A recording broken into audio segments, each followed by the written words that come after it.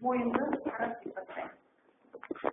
Жуан мойын белгісі жоқпа соған қалыпты жағдайда томпаюлар болмауы тиіс. Кәдімгі мойынның ішін көрсетеді. Жуан мойын белгісі дегеніміз алдыңғы жақтан оның үлкейіп, көзге көрінетін томпаюлардың болуын айтады. Пальпациясы. Пальпация әртүрлі әдістермен жасалуы мүмкін. Бұрынғы кезде артқы жақтан тұрып та пальпация жасайды, бірақ пациенттің белін көрмей, көпшілікті олар әдістерде қолданылмайды. Бірақ кітаптарда жазылған суреттерімен бар кездер бар. Бұрынғы кітаптарда сондықтан олар қазіргі кезде қолданбайды. Біз бетіне қарап тұрып жасаймыз. Мойыншығылар білесіздер, және екі бөлігі бар. Мойыншығы алдыңғы жақтан.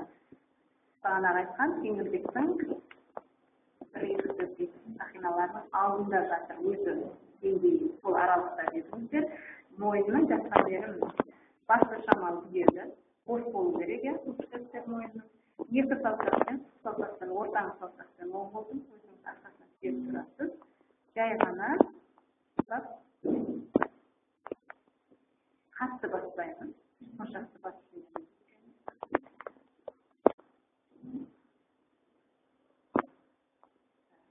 Жасалған кезде, егерде қолымызға сезілетін болса, ол қозғалғышта немесе шектеудің маңызы біз мойыншықты пальпацияда қолымызға сезіліп тұрған. Оның астынан қатты болып білініп тұрған ол сақина тәрізді кеңірдектің кольцосы, соны сеземіз. Ол қатты. Ал ана без болса, ол мойыншығы онда ол ұсақ болып сезіліп тұрған. Екінші жолы. Екі бас бармақпен, бірінші мойыншыққа жасауды қылайын.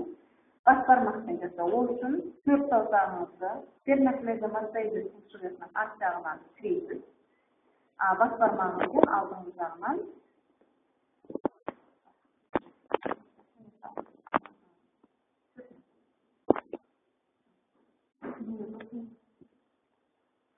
жоғары, төмен, жоғары, төмен. Бұл мойыншыққа. Енді бөліктеріне. Әр бөлігіне жеке жасалады пальпация. Онда да неше түрлі әдістерді қолдануға болады пальпация жасаудың. Сіздерден көбінде сұрайтынымыз бас бармақпен стерноклезомастоидес бұлшықетінің арт жағынан тірейміз. Оң қолдың бас бармағымен алдыңғы жағынан пальпациялаймыз. Ол үшін саусақтарымызды мында арт жағынан итеріп тұрғанымыз жұтып кетпес үшін. Екінші жағынан.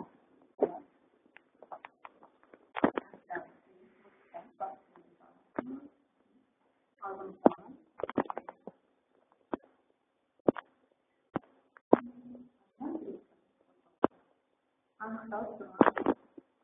Осы бөліктермен тағы пальпация жасаудың әдістері.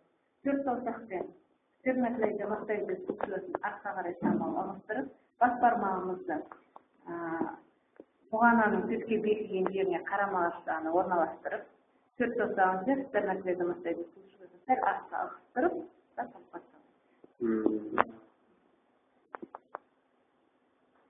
Екінші жағынан. Бұлшықтың астында жатыр ғой, ал перешейттен пальпациялағанда.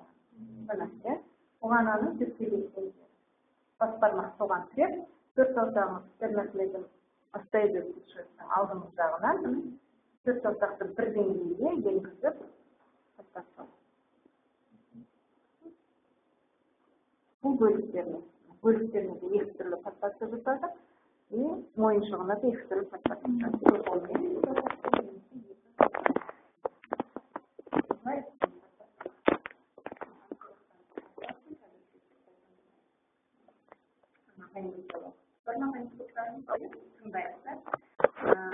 Ол жерден егерде үлкейген болса, шу еді. Күшті шу.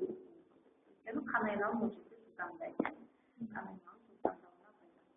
Қатты баспайды, бірақ беті келіп тұрады.